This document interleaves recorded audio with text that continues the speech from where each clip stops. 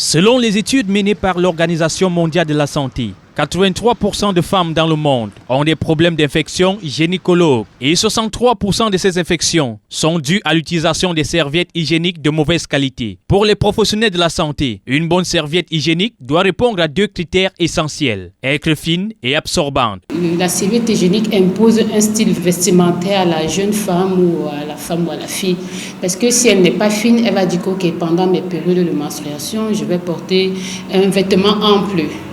Je ne peux plus porter mes pantalons, oui, parce que ça va se voir, on verra qu'il y a quelque chose que j'ai mis, qu'il y a quelque chose en bas, donc c'est ça qu'on parle de discrétion, c'est pour son confort. Elle doit se sentir avec sa serviette hygiénique pendant sa période de menstruation, comme s'il n'y en avait pas. Pour le critère absorbant, c'est en fonction du flux. Quand une femme saigne, elle va pas, à un moment elle a appelé à s'asseoir, donc elle s'assoit, elle pèse de tout son poids sur la serviette. Donc du coup, si elle n'est pas absorbante, on aura des fuites. Au-delà de ces critères qui concourent à offrir à la femme une sensation de fraîcheur pendant sa période menstruelle, les serviettes hygiéniques ne doivent en aucun cas être parfumées. Les serviettes ne doivent pas être parfumées. C'est vrai que c'est un autre critère qui entre en jeu.